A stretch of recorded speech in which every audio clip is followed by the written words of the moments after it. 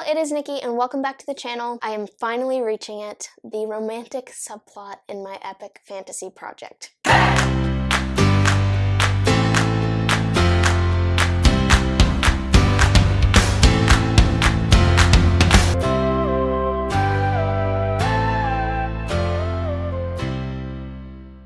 So to just start us off, how do I feel about romance in books in general? I'll just put it out there. I am definitely a romantic. That's just a fact. I am a sucker for charming witty banter between love interests, rescuing each other from peril. I love fairy tales, and I react audibly to super romantic characters. I just do. Also, do I incorporate traits that I find attractive into my male heroes? Yes. Yes, I do. Does anyone not do that?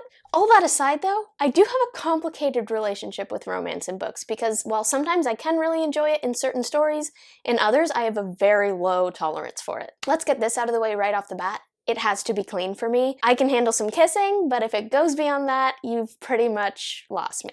I have relatively strong feelings about this. I feel like it's super unnecessary. Kind of feel the same way about this as I do about gratuitous profanity, for example. I feel like if you write great dialogue, you don't need profanity. And if you write great characters and great plot, you don't need to show me anything beyond some good old-fashioned true love's kissing. That aside, I also don't like romance just for the sake of romance. Don't like anything too soapy. And if you make me think that one pair is gonna get together and then pull the rug out from under me, we're gonna have problems. So considering my complicated feelings about romance, what am I feeling for this particular project? What vibe do I want to capture? Well, it is an epic fantasy. So I have written some sweet romance in my YA contemporary projects, but this has a very different feel. It's not really YA, it's moving away from that. So essentially the vibe that I'm going for this romantic subplot in this story is nothing too angsty or soapy or over the top. I want it to be subtle and gradual, but also super sweet. In the early drafts of this story, it was admittedly kind of a love at first sight kind of vibe with a lot of emphasis on physical beauty. I had no idea what I was doing. I was probably 13, maybe 14. And I ended up with this sort of cardboard, Prince Charming, Cinderella, you're pretty, I hope we meet again kind of thing. Quick tangent I'm just gonna launch into. I really hate romance storylines that are based, or at least initiated entirely around physical beauty. I can't stand it. I cannot stand it. I have no problem with having descriptions of the characters so I know what they look like, but I really don't need to be told that this character is super pretty or this guy is super handsome.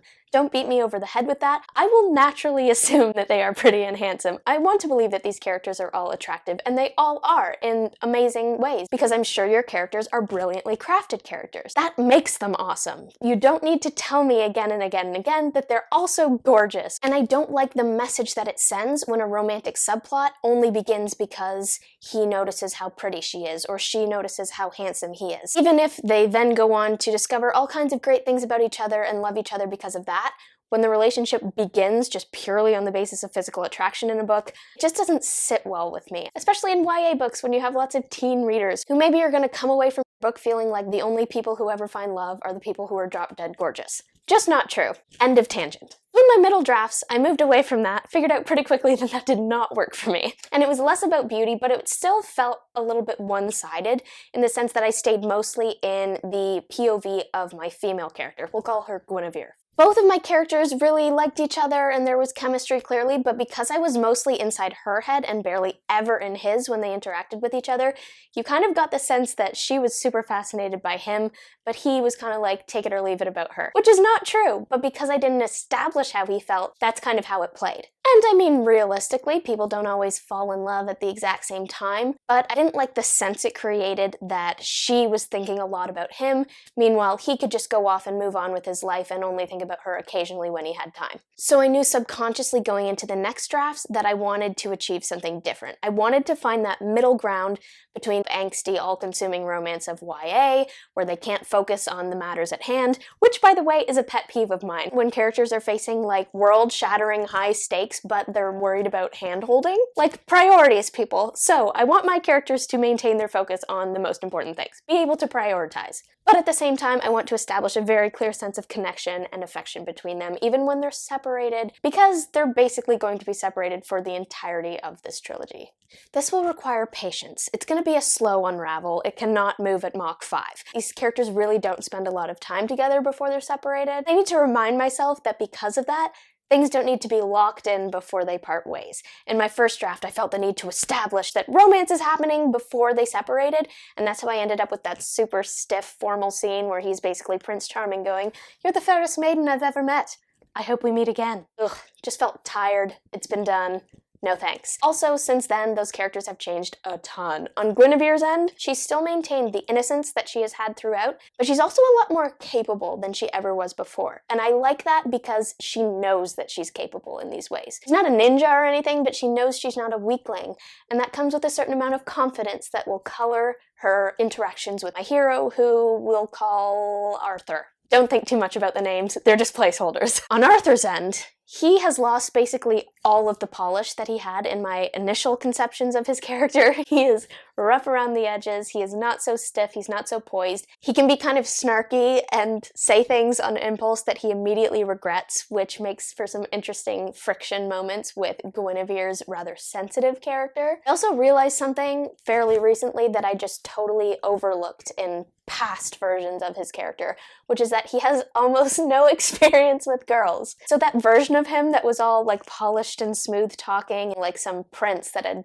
been to 1,000 balls, just didn't really make sense. But he is an extremely genuine person, and so is Guinevere, which is what I love about this new version of the romantic subplot. I've removed sort of all that etiquette that was there before, where I was basically just trying to mimic how Aragorn interacts with Éowyn. Forget that. Now it's just two characters that are super, super genuine and are interacting just from the depths of who they are. When she does something kind for him, it's because she's a kind person. When he tries to make her laugh or says something stupid and then regrets it, that's him being him. I think this story is moving away from YA, which is what I planned for it originally. I just really want the romance to be understated. I don't want that angsty, over-the-top, melodramatic teen romance vibe that is fairly typical in YA stories and can be awesome in YA stories. Don't get me wrong, I am not bashing. I love a good YA romance storyline.